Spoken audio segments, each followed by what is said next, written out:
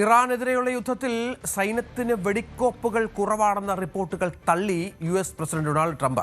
US ആയുധശേഖരം വളരെ വലുതാണെന്നും ആവശ്യമുള്ളതിനേക്കാൾ കൂടുതലാണെന്നും Trump പറഞ്ഞു. അതേസമയം പുതിയ ആക്രമണങ്ങൾക്ക് അമേരിക്ക മുതിരുന്നില്ല എന്നതും ശ്രദ്ധേയമാണ്. മനു ഭരത് വിവരങ്ങളുമായി ചേരുകയാണ്. മനു, ആക്രമണം 13 ദിവസം തുടർച്ചയായി നടന്നു.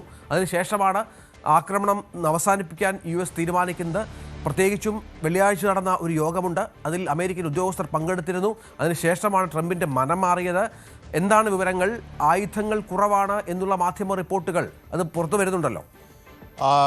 രഞ്ജിത്ത്, രണ്ടാഴ്ചത്തെ ഒരു തുടർച്ചയായ ആക്രമണത്തിന് ശേഷം ഇപ്പോൾ അവിടെ ഒരു ചെറിയ സമാധാന സാഹചര്യം ഉടലെടുത്തു എന്നത് വലിയൊരു ആശ്വാസം നൽകുന്നു.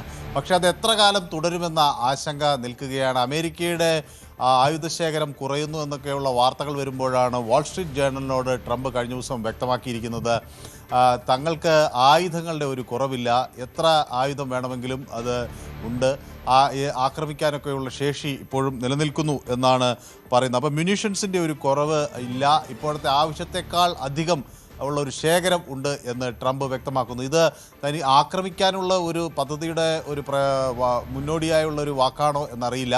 പക്ഷേ ഏതായാലും ഇപ്പോൾ പശ്ചിമേഷ്യയിൽ കാര്യങ്ങൾ ശാന്തമായി പോകുന്നു. അതിൻ്റെ ഫലമായി തന്നെ എണ്ണവിലയിൽ കാര്യമായ ഒരു കുറവ് ഉണ്ടായിട്ടുണ്ട്. ഒരു 5% കുറവ് എണ്ണവിലയിൽ ഉണ്ടായതായി രേഖപ്പെടുത്തുന്നു. അതോടൊപ്പം തന്നെ ഈ രണ്ട് പ്രധാന വിഷയങ്ങൾ ഇവിടെ ഇപ്പോഴും ശ്രദ്ധേയമായി നിൽക്കുന്നത് ഈ ബാബൽ മന്ദീബിലും അതുപോലെ സ്ട്രേറ്റ് ഓഫ് ഹോർമുസിലും കപ്പലുകൾ ഇപ്പോഴും കപ്പൽ ഗതാഗതം ശാന്തമായിട്ടില്ല.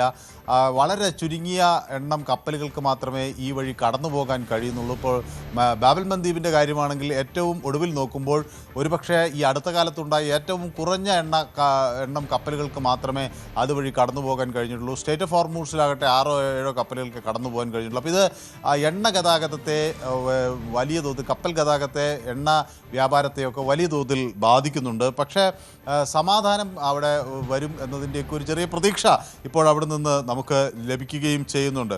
ഏതായാലും രണ്ടാഴ്ചത്തെ തുടർച്ചയായ ഈ ആക്രമണങ്ങൾക്കൊടുവിൽ ഇപ്പോൾ ഒരല്പം ശാന്തമായി പശ്ചിമേഷ്യ മാറുന്നു എന്ന ഒരു പ്രതീക്ഷയാണ് ഇപ്പോൾ വരുന്നത്. ശരി മനു.